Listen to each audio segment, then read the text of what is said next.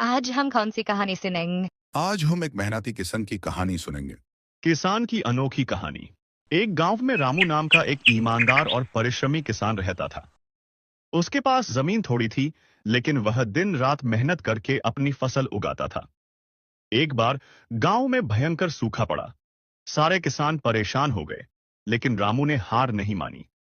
उसने पास की पहाड़ी से पानी लाने के लिए खुद अकेले नहर खोदना शुरू किया। गांव वाले उसे पागल समझते थे, लेकिन रामू का हौसला नहीं टूटा।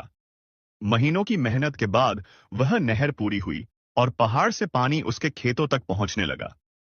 धीरे धीरे उसकी फसल लहलहाने लगी। बाकी गांव वाले हैरान रह गए और रामू से मदद मांगी।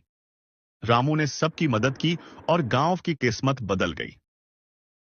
रामू की मेहनत और विश्वास ने साबित कर दिया कि अगर मन में लगन हो तो कोई भी काम असंभव नहीं होता।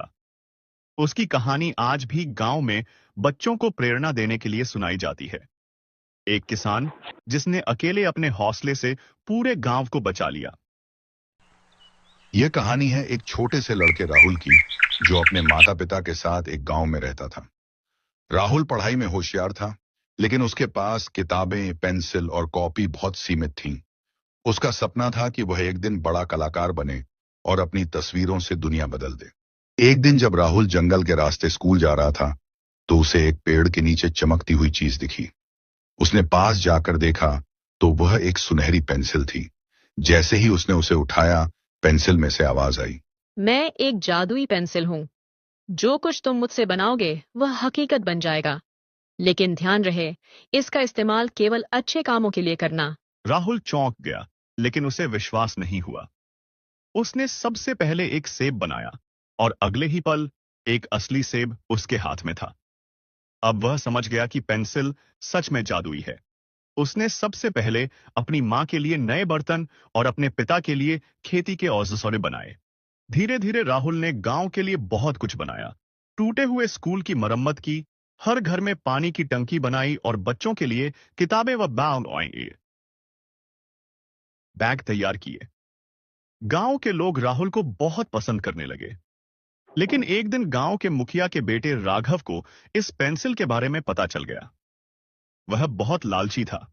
उसने सोचा, अगर मेरे पास यह पेंसिल हो उस सौंदर्यपूर्ण, तो मैं सोने का महल बना सकता हूं।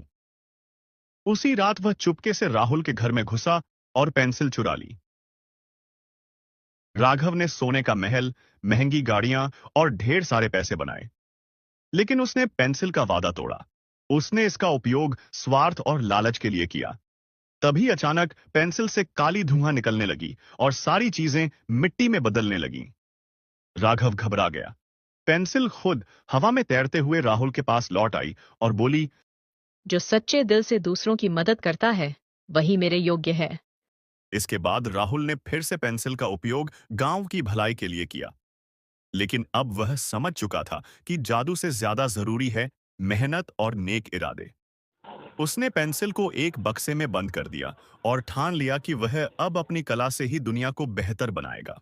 सीख: जादू भी तब तक अच्छा है जब तक उसका उपयोग अच्छे कामों के लिए हो, लेकिन सच्ची ताकत हमारे इरादों और मेहनत में होती है।